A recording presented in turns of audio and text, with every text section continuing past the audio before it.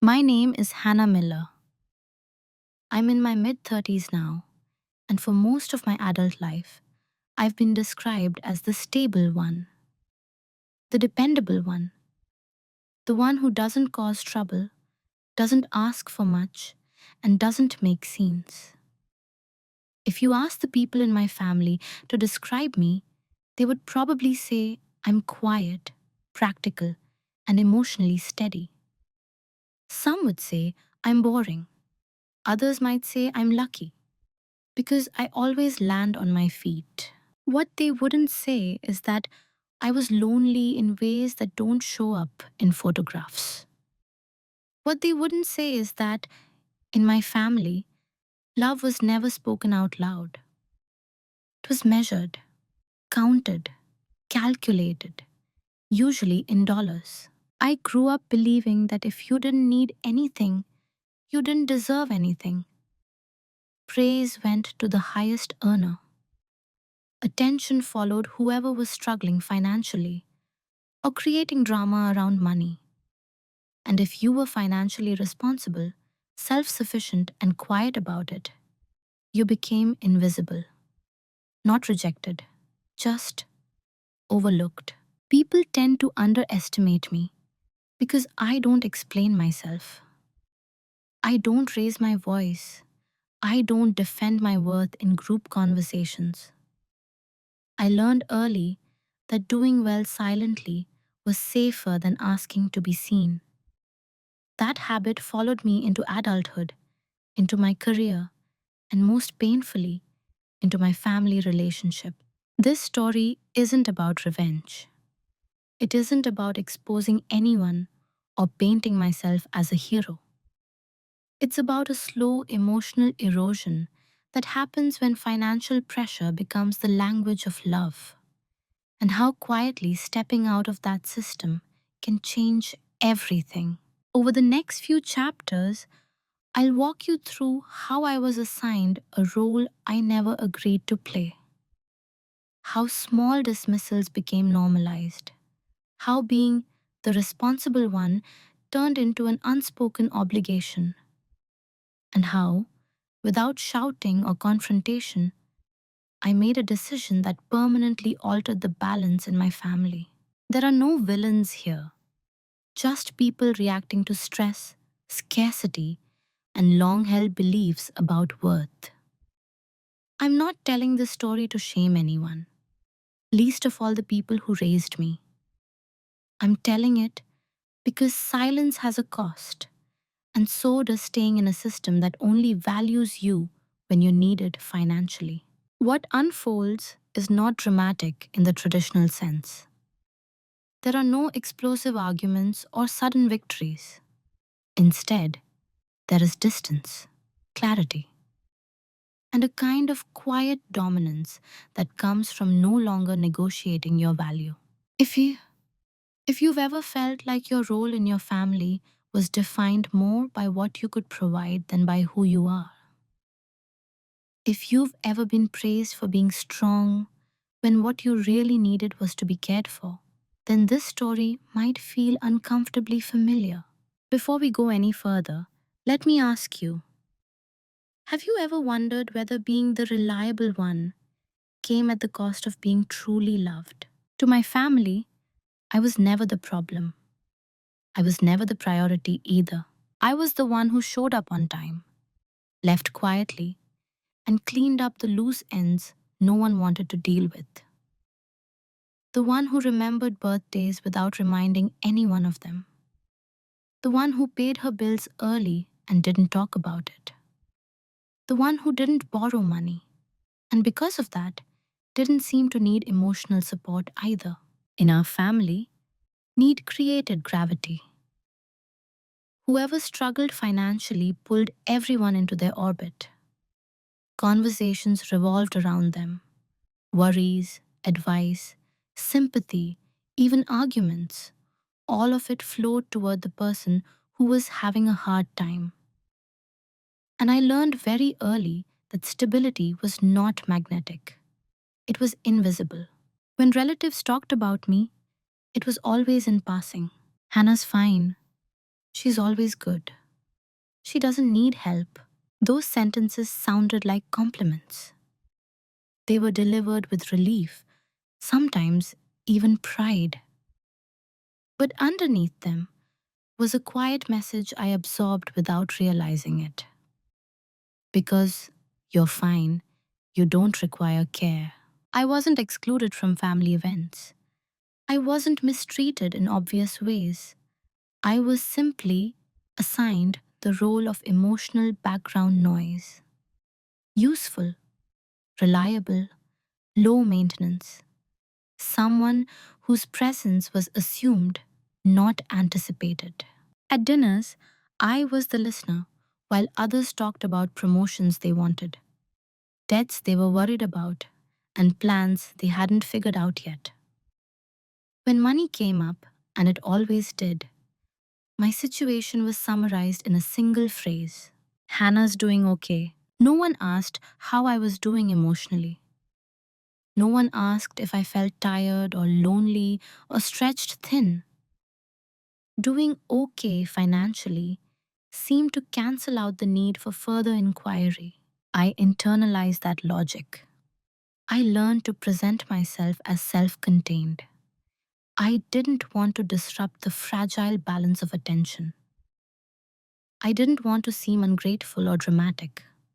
So I stayed composed, nodded along, and kept my inner life neatly folded away. What's strange is that I wasn't resentful at first. I was proud of being the stable one. It felt adult, responsible.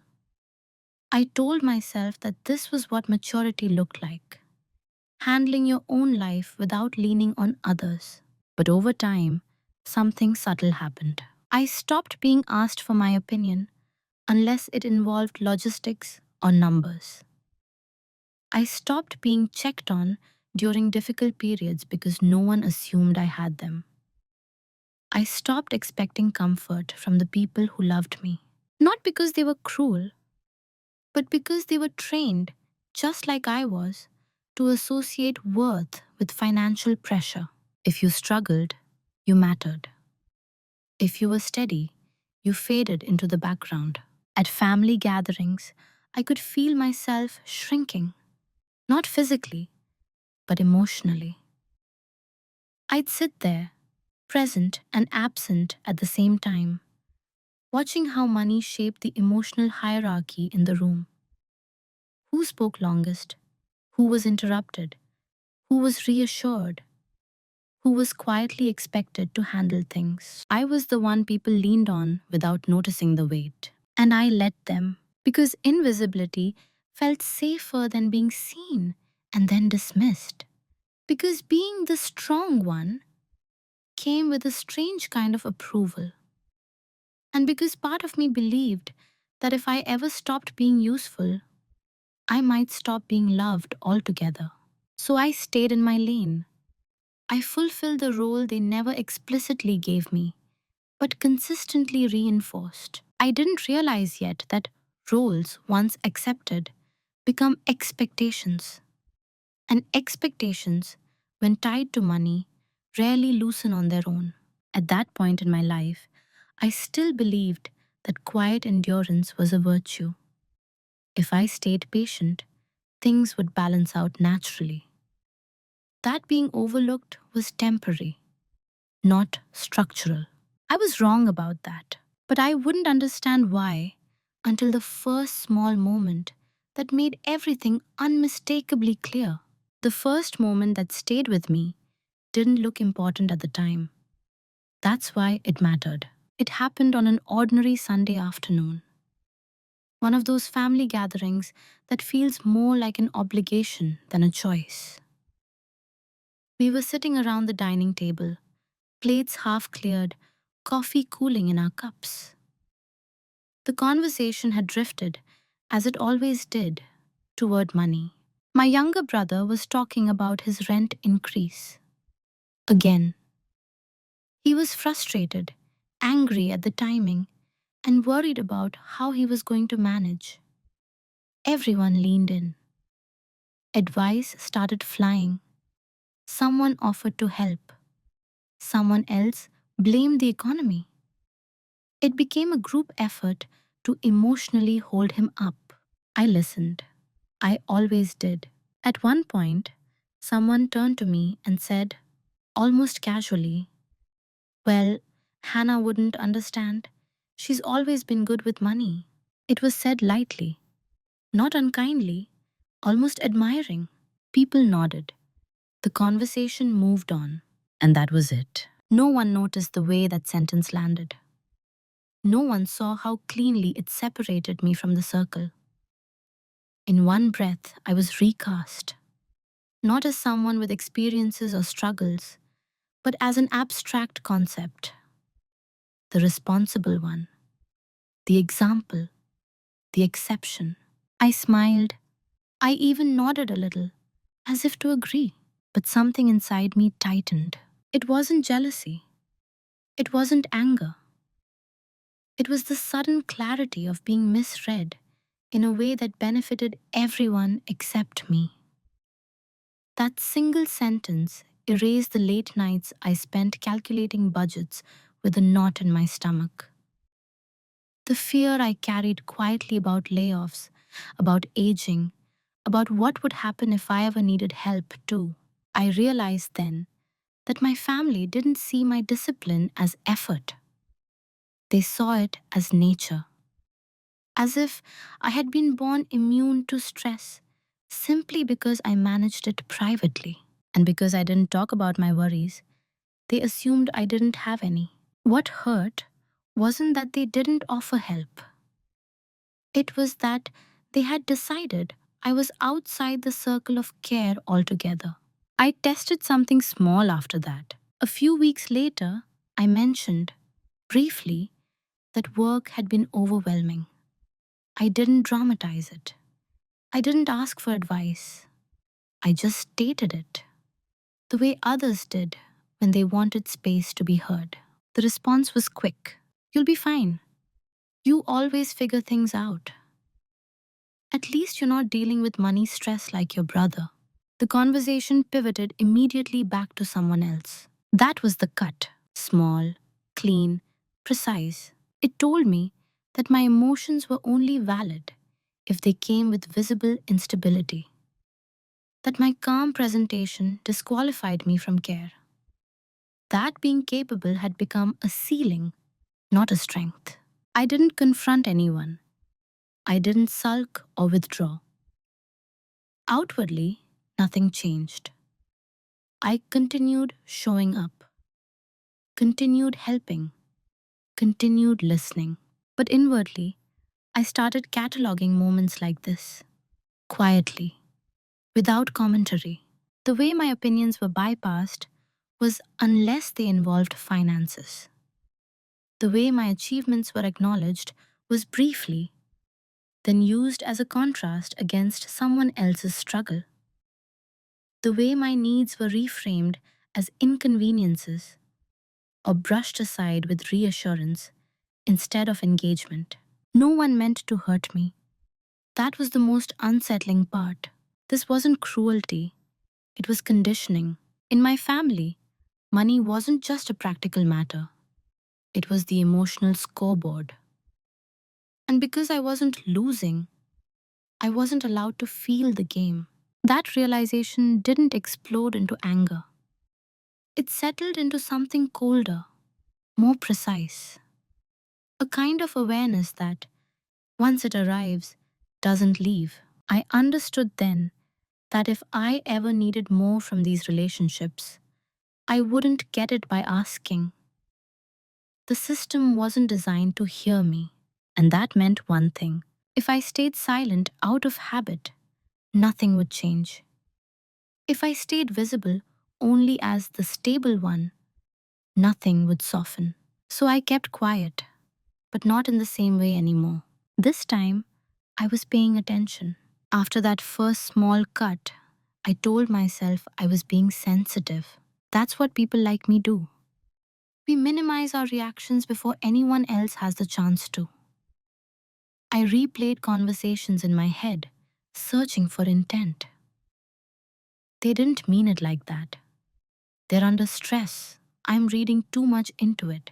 And on the surface, nothing had changed enough to justify confrontation.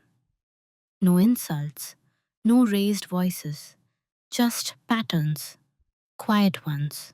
The comments kept coming, spaced far enough apart to feel harmless in isolation. You're lucky you don't have to worry about money. You wouldn't get it. You've always been stable. Must be nice to not stress about things like this. Each time, it was said with a half smile. Sometimes, even admiration. But the effect was cumulative. It placed me outside the emotional equation, as if financial competence had stripped me of complexity. What I began to notice wasn't just what was said, but what wasn't. No one asked how I felt about the major decisions I was making.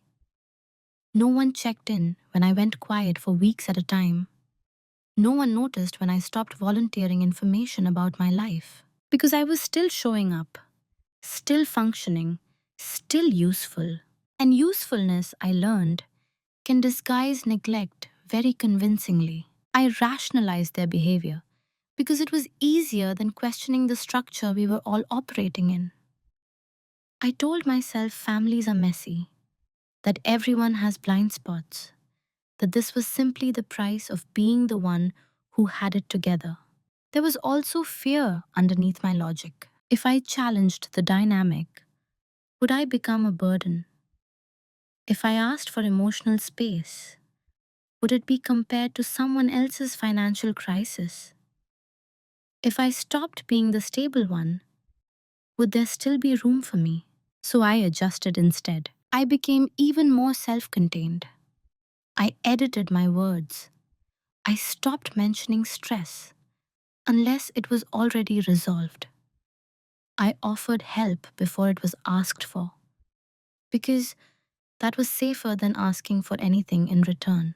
In doing so, I unintentionally reinforced the very role that was erasing me. The more I handled things quietly, the more others assumed I needed nothing. The more they assumed I needed nothing, the less they considered me emotionally. It was a loop I participated in, even as it wore me down. Disrespect doesn't always announce itself. Sometimes it's the absence of curiosity, the assumption that your inner world is simple because your outer life looks controlled. I remember one specific moment that clarified this for me. A family member joked in front of everyone, "Hannah's the emergency fund of the family." People laughed. I laughed too. But inside, something shifted.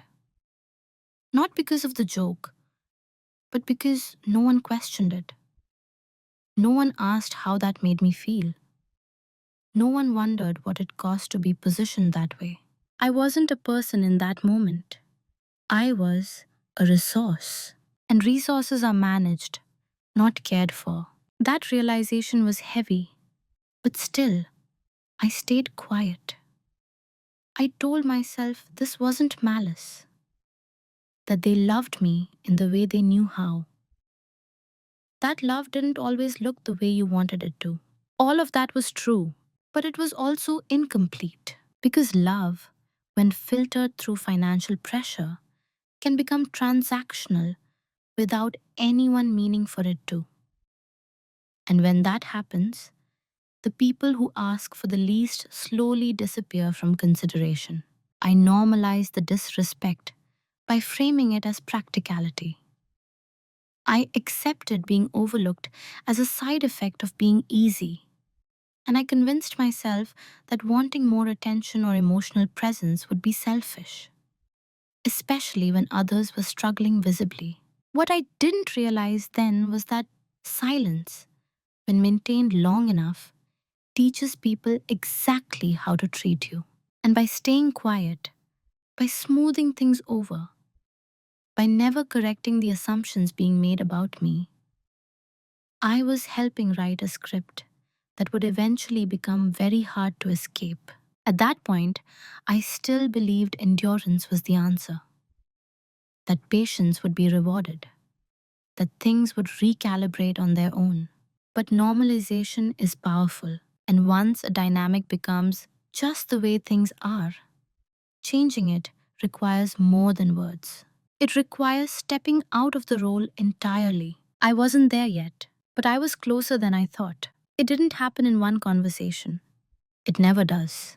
Roles like mine are shaped over time, through repetition, convenience, and unspoken agreement. By the time I became aware of it, the role had already settled around me like something tailored, familiar, and difficult to remove. I was the reliable one, not in a celebratory way, in a functional way. I was the person people assumed would handle things without complaint, the one who could be counted on to fill gaps, solve problems, and absorb stress quietly. If something needed organizing, budgeting, or smoothing over, eyes drifted toward me without anyone saying my name, and I responded automatically. Because saying no would have disrupted the image, and disruption felt dangerous. I noticed how expectations formed without discussion. If someone needed advice about money, they asked me, but only in private, and only when they needed something. If there was tension in the room, I was expected to diffuse it with calm logic. If plans fell apart, I was expected to adjust. But when it came to emotional recognition, I was exempt. No one asked what I wanted. No one checked whether I had the capacity. No one considered that constancy might require maintenance. It wasn't that my family didn't value me. They valued what I represented: stability, safety, a backup plan, the reassurance that someone, somewhere, had things under control. That's a powerful position to be in, but also a deeply lonely one. Because once you become the foundation, people stop noticing the weight you carry. They assume you don't feel it. The most telling part was how my presence was discussed when I wasn't in the room. I heard it secondhand once. Oh, Hannah will take care of it. She doesn't mind. She's good at that stuff. No one had asked me, but the role had already been assigned. And I had already been performing it long enough that questioning it would have seemed out of character. That's the trap of quiet competence. It becomes your personality in other people's eyes. I started to see how financial pressure in our family had sorted us into categories. There were the ones who struggled and received support, the ones who created chaos and demanded attention. And then there was me, the one who balanced things out, not emotionally, logistically. I wasn't expected to need reassurance. I was expected to provide it, to normalize instability by contrast, to be the proof that things could be handled if people just tried harder. And without anyone saying it out loud, my worth became tied to my usefulness. The moment I stopped being useful, well, no one knew what that would look like because I never tested it. I didn't challenge the role because it came with a kind of safety.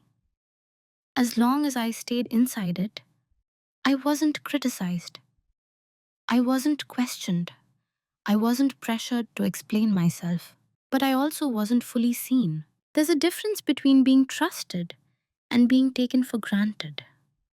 At first, I thought I was experiencing the former. Over time, it became clear it was the latter. I remember standing in my kitchen one evening, alone, realizing how tired I felt. Not physically, but morally. Tired of being dependable by default. Tired of being the solution without being part of the problem worth caring about. And still, I didn't say anything because breaking a role requires energy. And I had been using all of mine to maintain it.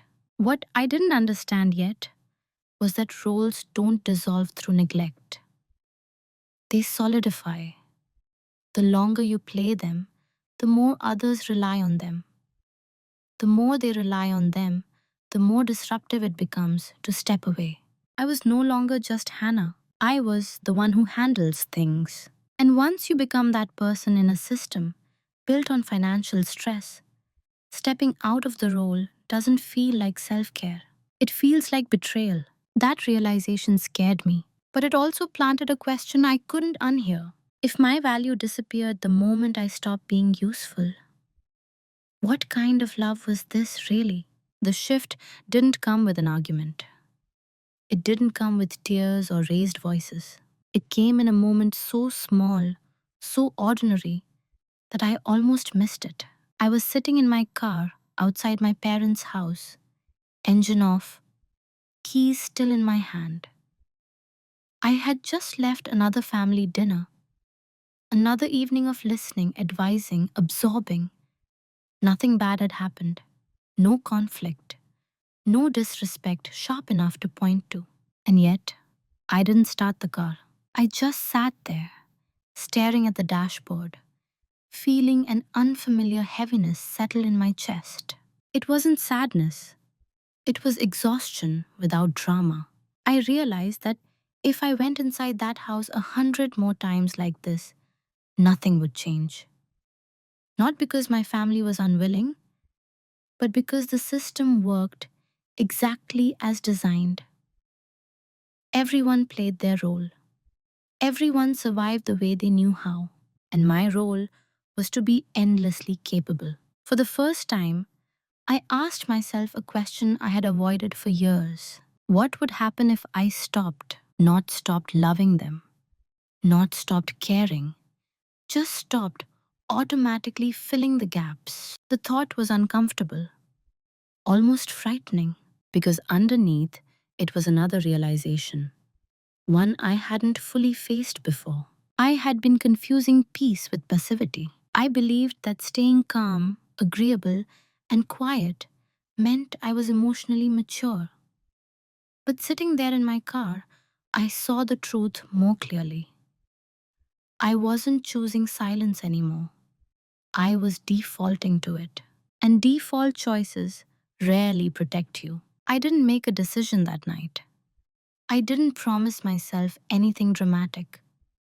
But something internal realigned.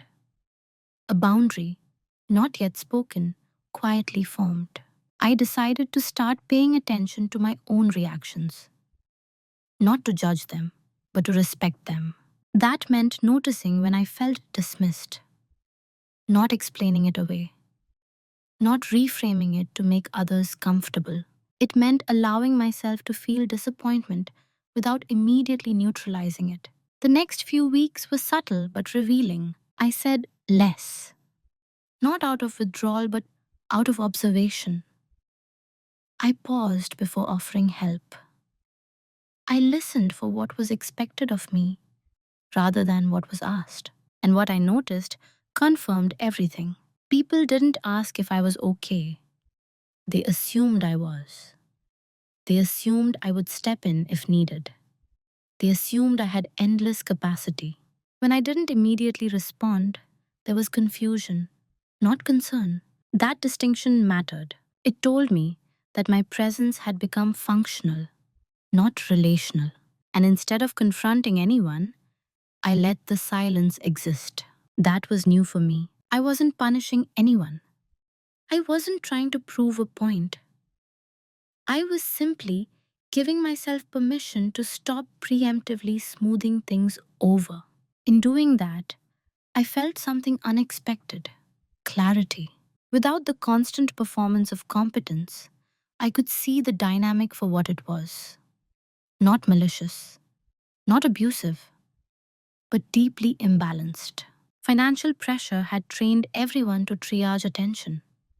Crisis received care. Stability received expectations.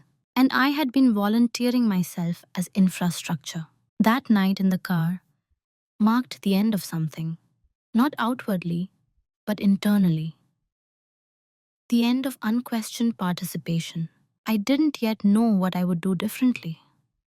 I only knew I couldn't keep doing the same thing and call it peace.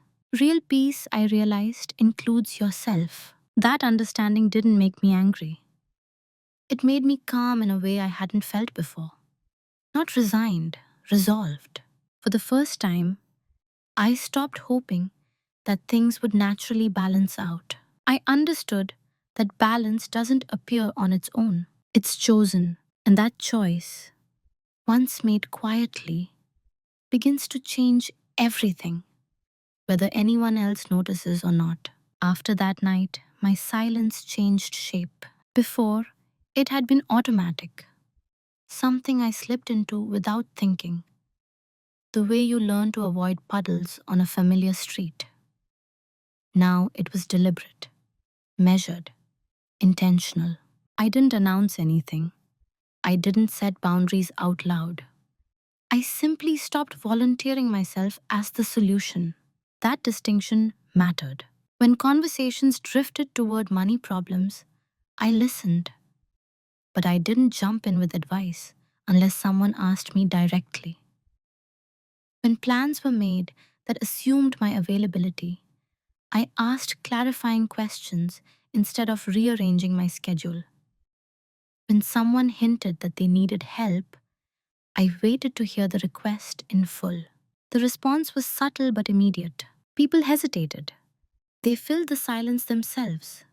They adjusted, awkwardly at first. What surprised me most was how quickly my quietness was reinterpreted. She's busy. She's distracted. She's probably fine. No one asked why I had changed.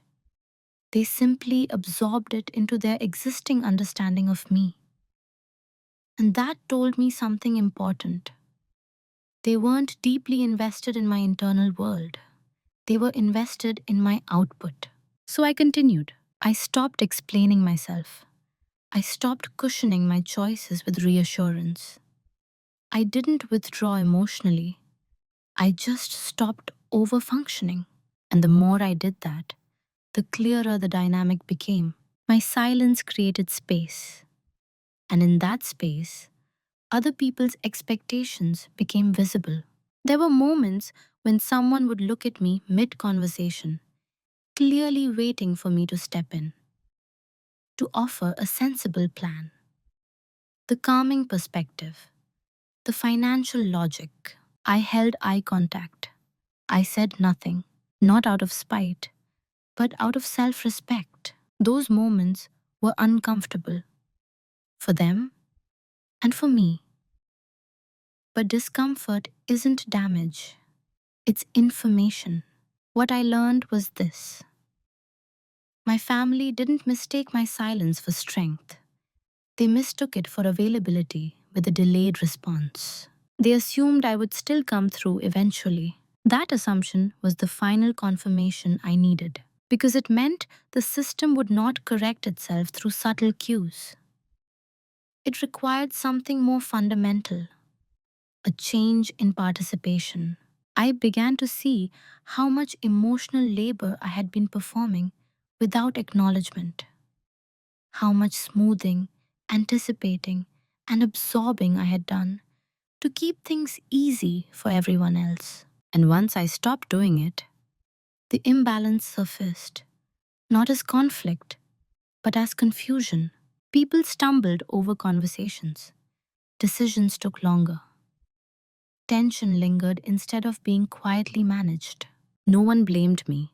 No one confronted me. But no one adjusted their expectations either. That was the paradox. My silence, once strategic, became invisible again, this time as something to be worked around rather than understood.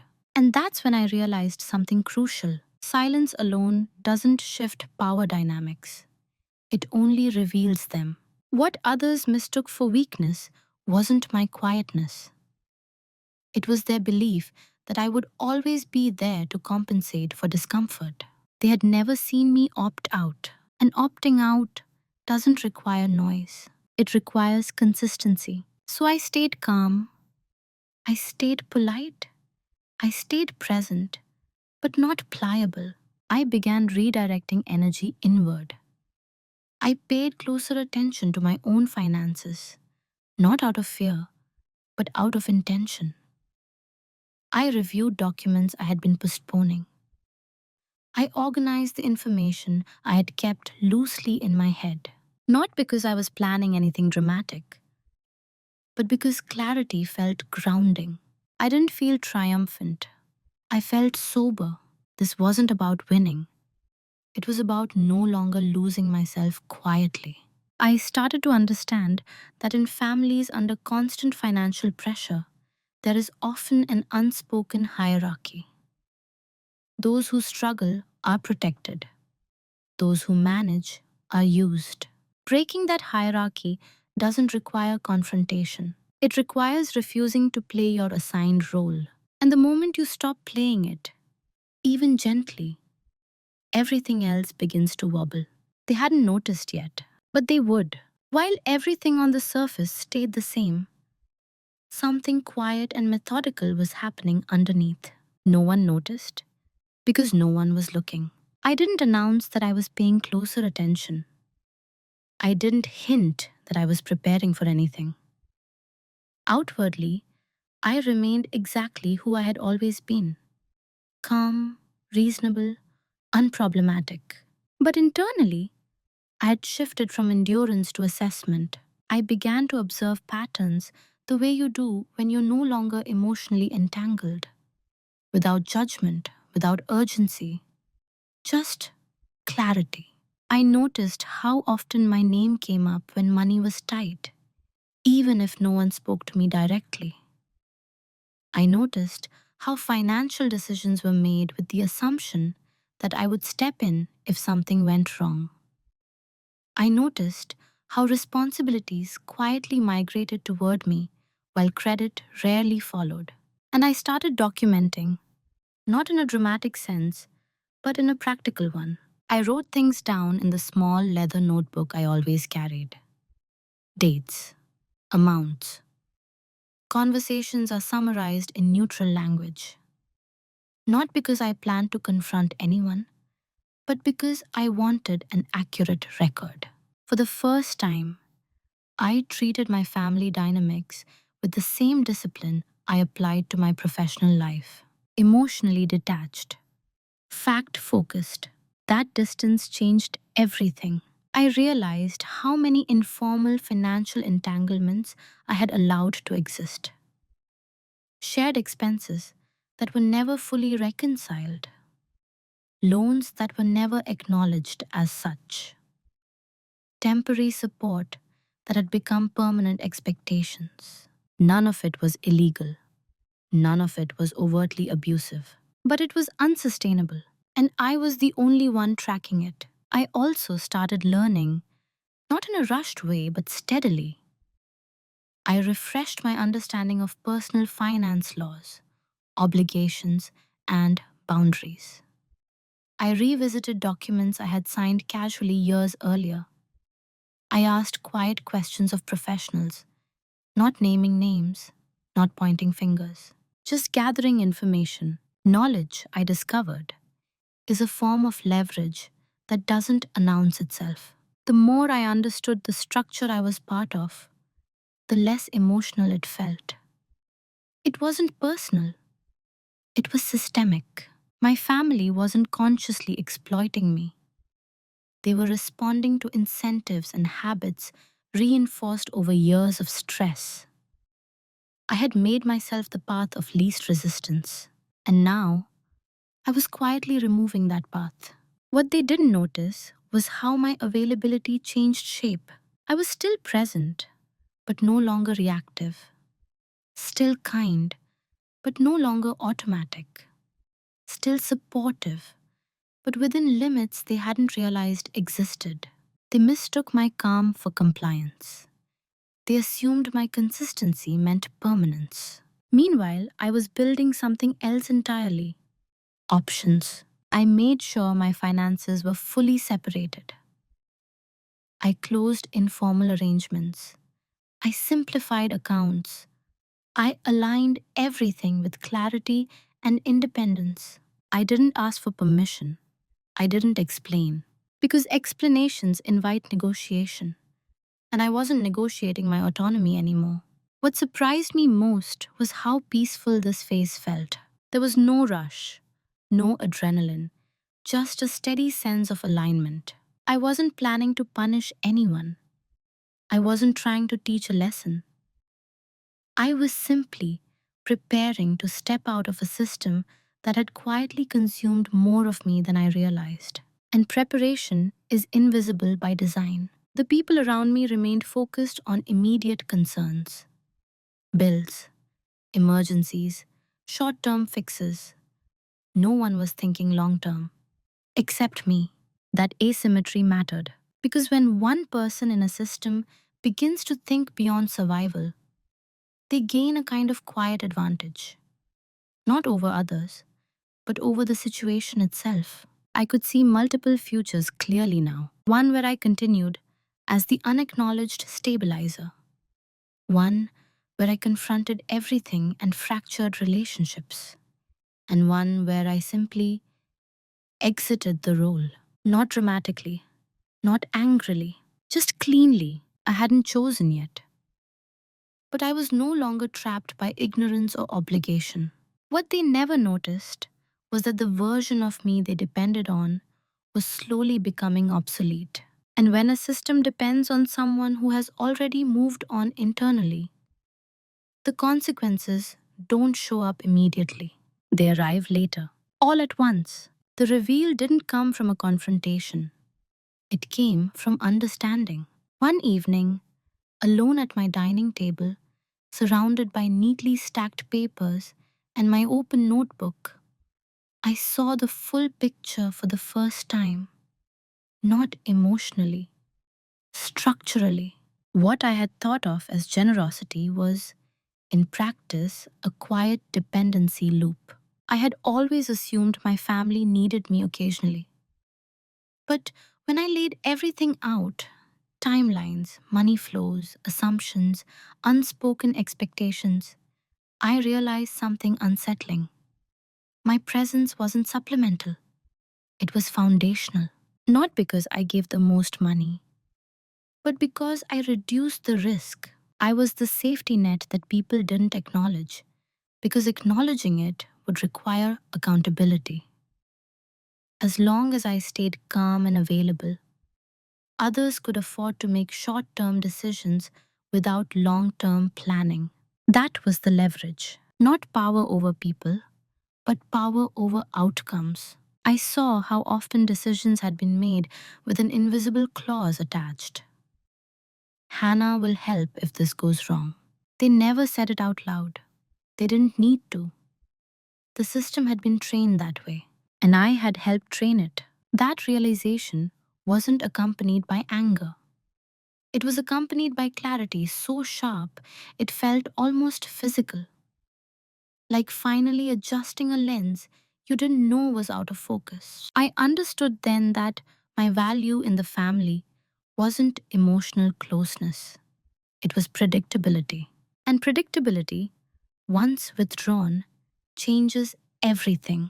I sat there for a long time, not moving, not reacting, just letting the understanding settle. This wasn't a secret someone else was hiding from me. It was a truth I had avoided seeing because it implicated me too. I had been rewarded for not needing. I had been trusted for not demanding. I had been relying on not setting limits. That combination creates a role that feels noble from the inside, but looks very different once you step back. The private reveal wasn't about discovering wrongdoing. It was about discovering a position. I realized that if I chose to disengage financially and emotionally at the same time, not coldly, not cruelly, just clearly, the entire balance would shift. Not immediately, but inevitably. And that meant I had a choice most people don't realize they have. I could keep absorbing the cost quietly. I could confront everyone and demand change. Or I could remove the invisible scaffolding and let the system reveal itself. The third option was the cleanest. No accusations, no moral arguments, no debates about intention. Just absence. Absence of overfunctioning. Absence of silent rescue. Absence of assumed availability. That night, I closed my notebook and didn't feel triumphant. I felt calm in a way that only comes when you stop lying to yourself. I knew then that whatever happened next would be irreversible, not because of conflict, but because awareness doesn't go backward. Once you see your leverage, you can't unknow it. Once you see the role you play, you can't keep playing it unconsciously. I also understood something else, just as clearly. If I stayed, nothing would fundamentally change. If I left the role, everything would, and the people around me wouldn't understand what had shifted, only that something essential was suddenly missing. That wasn't my goal, but it was the truth. I slept well that night, not because I had a plan, but because I had honesty.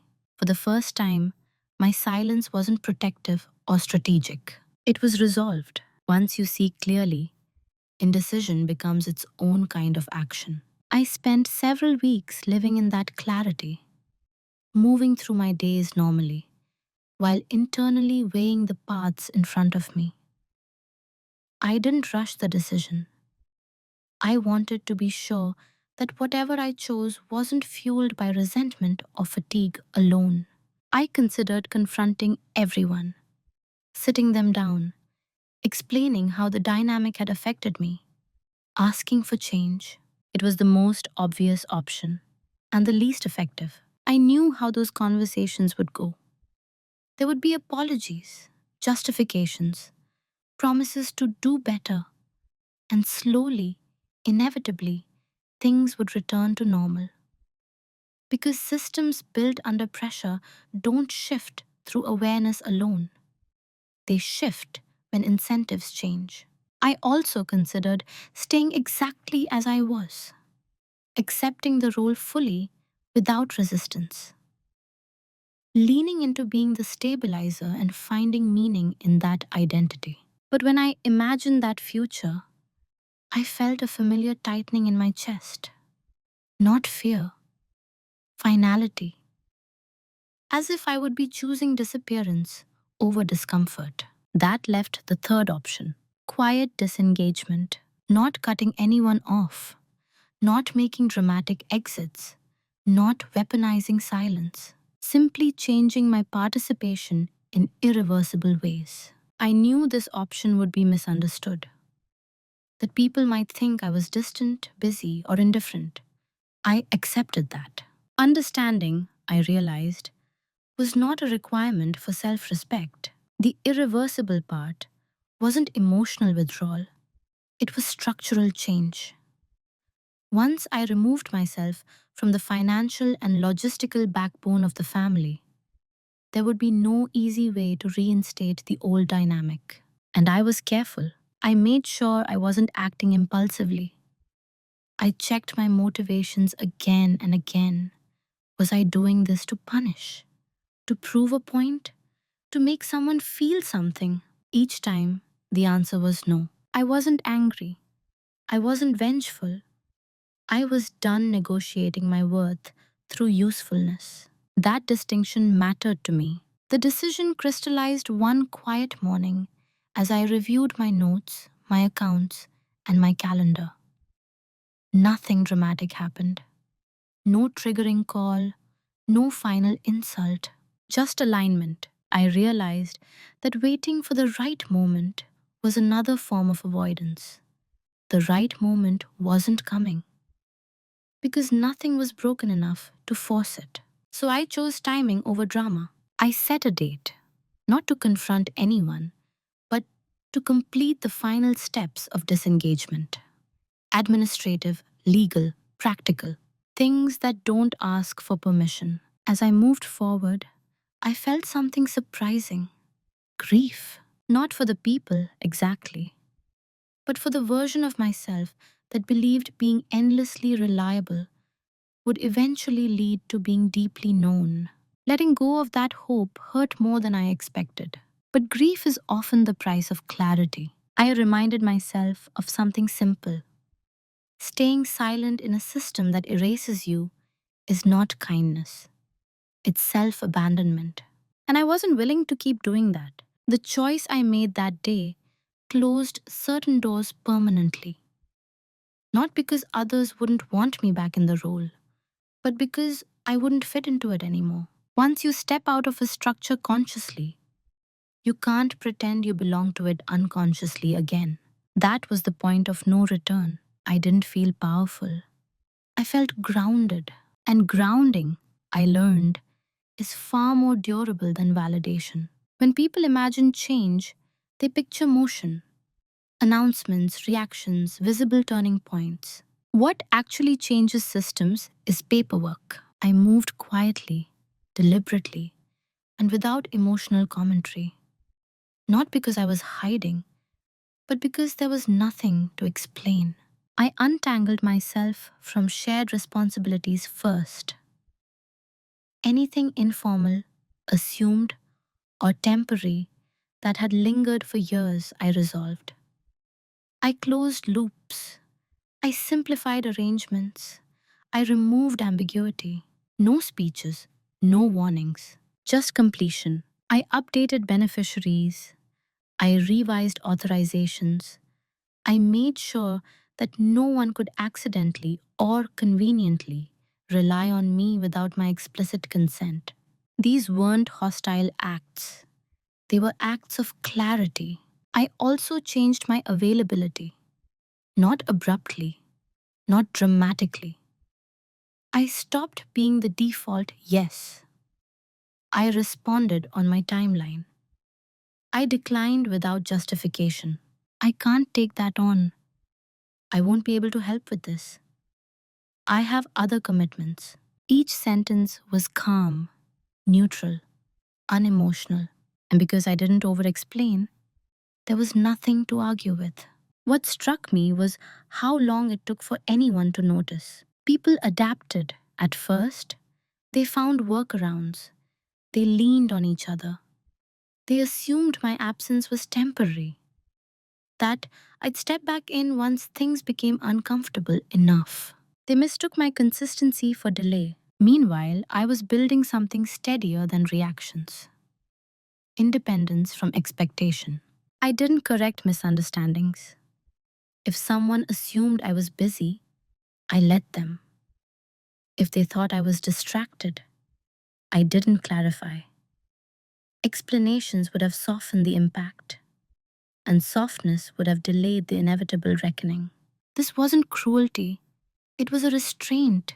I still showed up emotionally, but it felt reciprocal.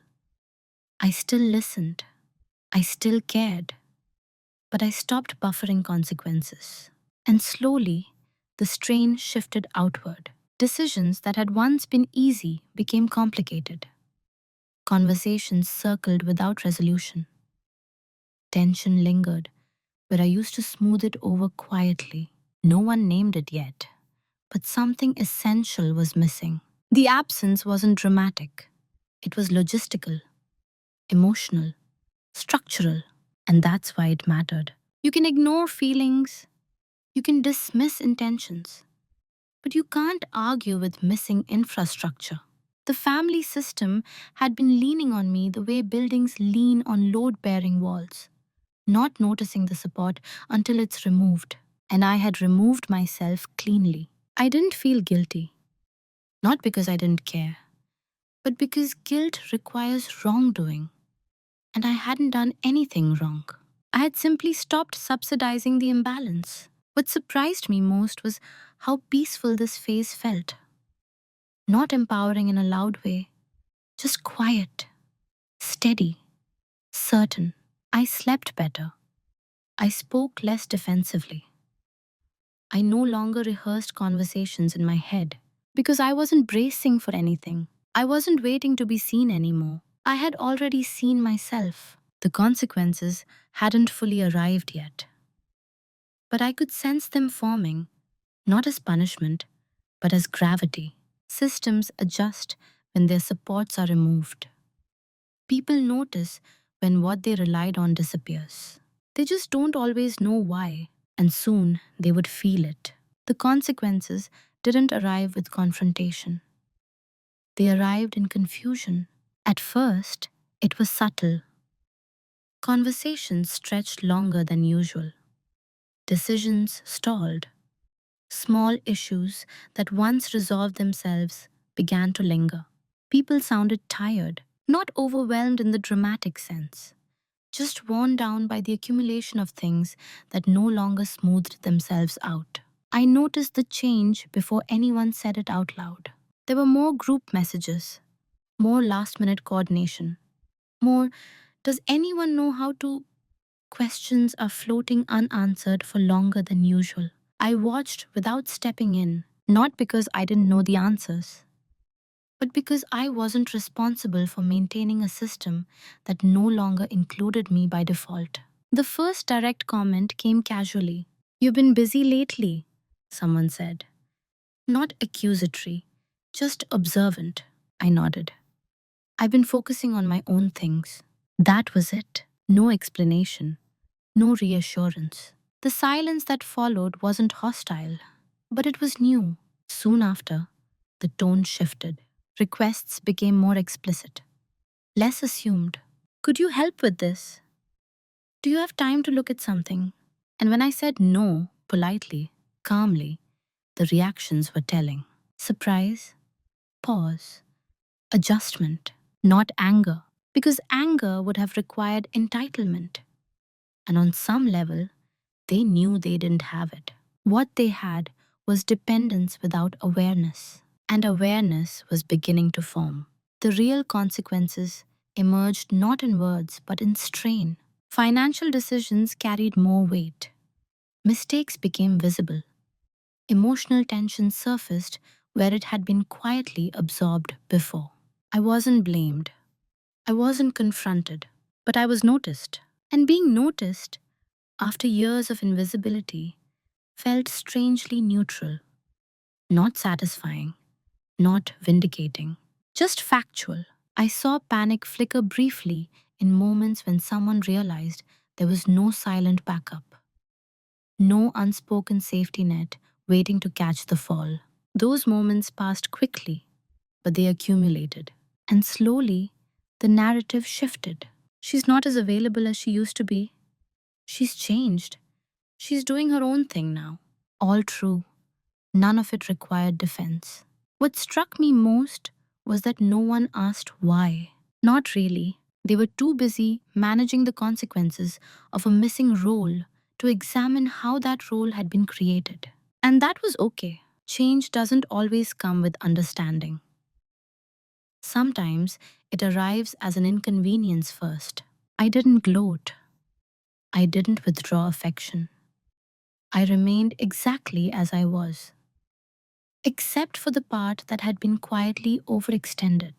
I was no longer cushioning the system, and systems feel that loss immediately. The emotional atmosphere grew heavier, not because of conflict, but because accountability had returned to where it belonged.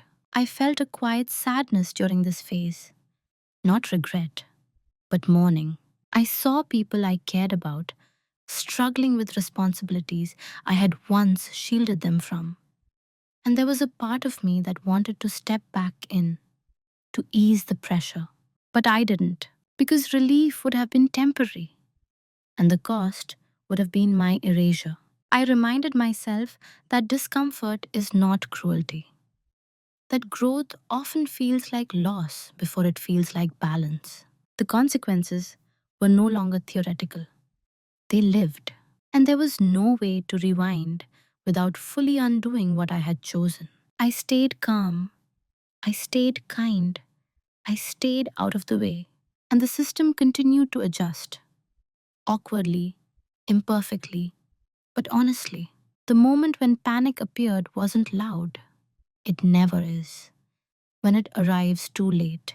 By then, the system had already shifted. Responsibilities had redistributed themselves unevenly. Small cracks had widened. What used to be manageable through quiet compensation now requires visible effort. That's when people started asking questions, not the kind that seek understanding, but the kind that hope for restoration. Can we talk? Things feel different lately. We might need your help again. The words were careful, almost gentle, but beneath them was urgency, not about me, but about stability. I listened. That alone was a change. Before, I would have filled the silence with reassurance. I would have explained myself, softened the edges, made things easier to digest. This time, I let their words land. I realized something important in those conversations. They weren't asking how I felt. They were asking whether the old structure could be rebuilt. And it couldn't, not because I refused, but because I no longer fit inside it. Once you step out of a role consciously, returning to it feels like pretending you didn't grow. There were moments of regret on their side. I could see it in their expressions, the way they spoke more carefully now, as if politeness could reverse momentum. If we'd known you felt this way, we didn't realize how much you were carrying. Those sentences came close to accountability, but they stopped just short of responsibility. They were acknowledgments of impact, not of cause. And even if they had gone further, even if apologies had been perfectly worded, it wouldn't have changed the outcome. Because this wasn't about being heard, it was about timing. Care offered after withdrawal doesn't restore trust. It only confirms that presence was required to be missed before it was valued. That realization was painful, but also clarifying. I didn't argue. I didn't accuse. I didn't reopen old wounds. I simply explained calmly that my capacity had changed, that I was no longer able to participate in the same way. I'm focusing on my own life now. I can't be the backup plan anymore. There was silence after that. Not hostile, not dramatic, just final. I could see the moment when they understood, not emotionally but practically, that something essential was gone. Not me, the role. And roles, once abandoned, don't reattach easily. There was frustration after that, confusion, a sense of unfairness that hovered without being spoken. Why now? Why like this? Why without warning? But warnings had been everywhere, just quiet enough to ignore. I felt empathy in that moment, genuine empathy. Change is destabilizing, especially when it exposes a reliance you didn't know you had. But empathy doesn't require reversal. I held my ground without hardening. I didn't become distant or cold. I remained present, just not absorbent. And that distinction made all the difference. What they wanted was resolution. What existed instead was consequence. And consequences don't negotiate. By the time everyone fully grasped what had changed, there was nothing left to fix, only something new to build. Without me at the center, that truth settled slowly, unevenly, but permanently. I walked away from those conversations lighter than I expected. Not relieved, but intact. Because for the first time, my presence was no longer conditional on what I could provide. And that, once established, cannot be undone. The confrontation, when it finally happened, didn't look like one. There was no raised voice, no list of grievances, no emotional spillover, just a quiet meeting, initiated not out of anger, but necessity. We sat together, calmly, awkwardly, aware that something fundamental had shifted, and there was no pretending otherwise. They spoke first, carefully, measured, as if volume might trigger something irreversible. They talked about how things had become harder, how they felt unprepared, how they missed the way things used to work. I listened. That too was different. Before, listening meant absorbing responsibility. Now, It meant simply hearing. When it was my turn, I didn't explain the entire history. I didn't defend my decision. I didn't enumerate the ways I had been overlooked. I said only what was necessary. I didn't leave because I was angry. I left because the role I was in wasn't healthy for me anymore. There was a pause. Someone asked quietly why I hadn't said something sooner. And for a moment, I considered all the answers, the subtle dismissals, the normalized expectations, the way silence had been interpreted as consent. But I chose restraint. I did, I said, just not loudly. That was the closest thing to a confrontation in the room. There were questions after that.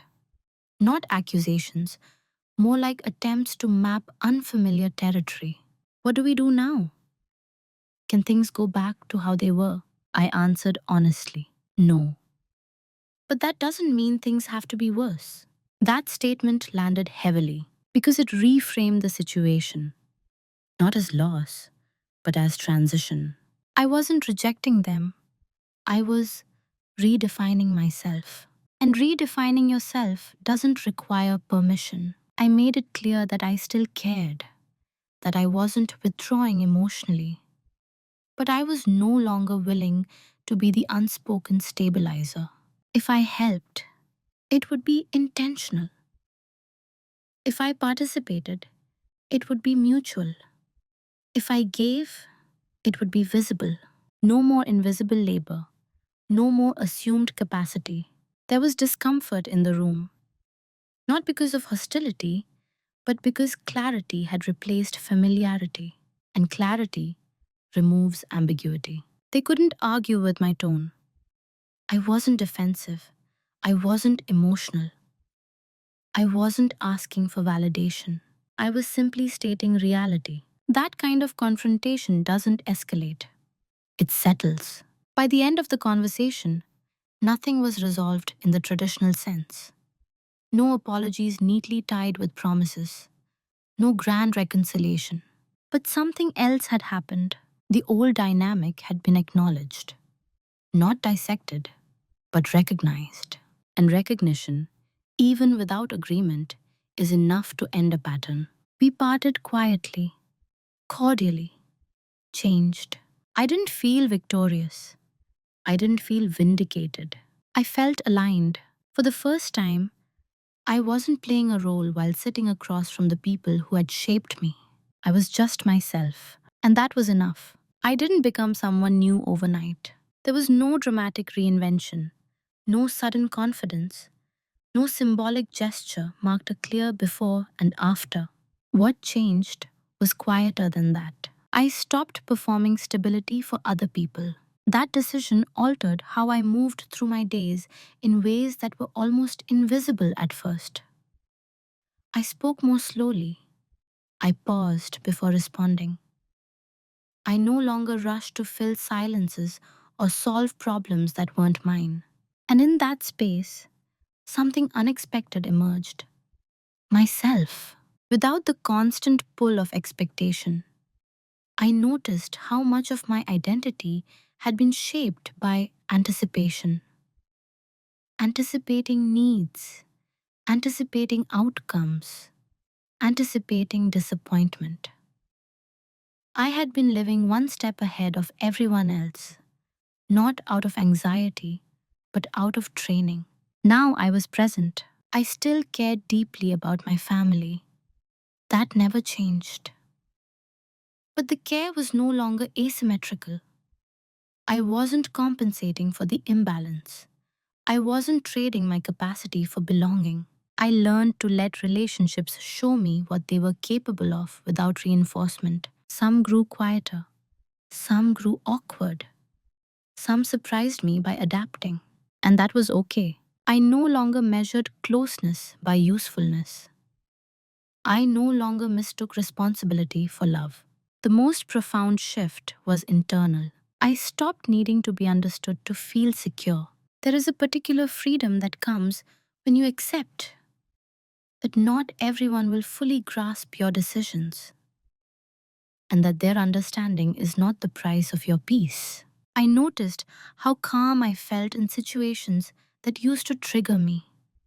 Money conversations no longer tightened my chest.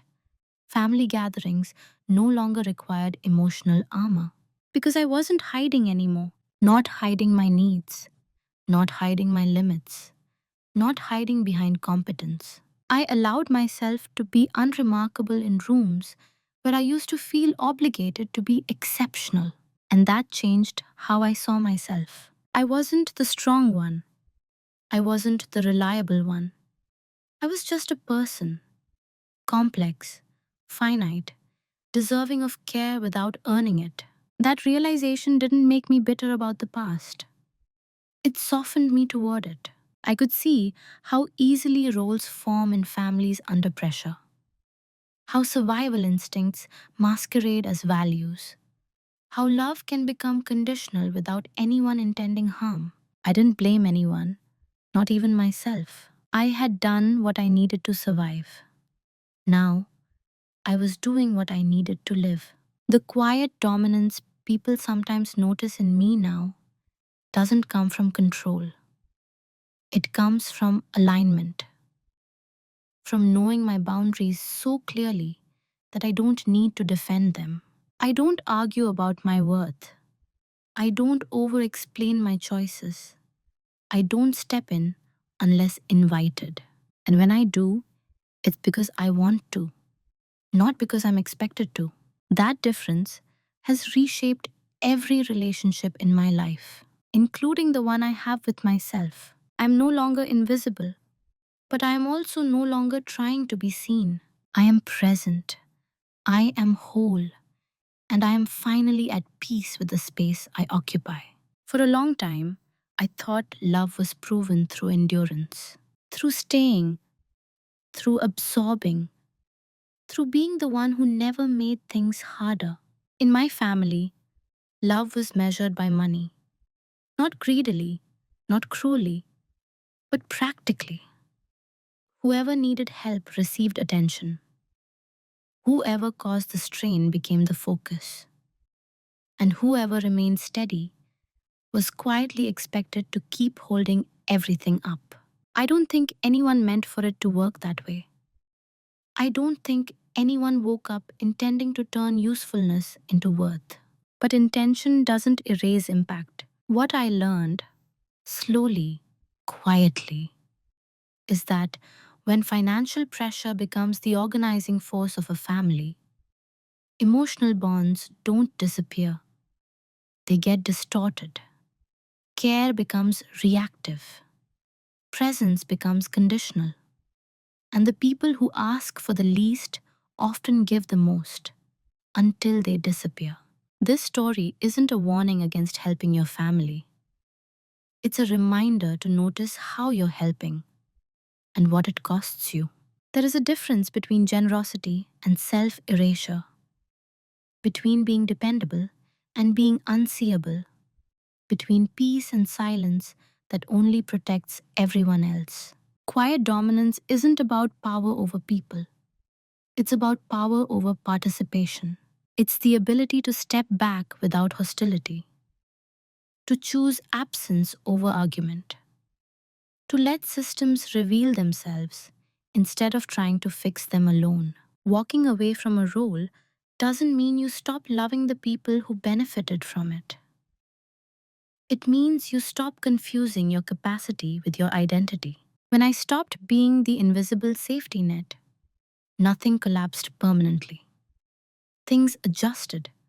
People adapted. Some relationships changed shape. Some grew more honest. Some became more distant. That's the truth no one prepares you for. When you stop overfunctioning, you don't destroy relationships. You clarify them. And clarity, while uncomfortable, is not cruel. If there's one thing I hope this story leaves you with, it's this. You don't have to be needed to be worthy. You don't have to struggle visibly to deserve care. And you don't have to stay silent to be considered mature. Sometimes, the most self respecting thing you can do is stop filling the gap and let the space speak. Not loudly, not angrily, just honestly.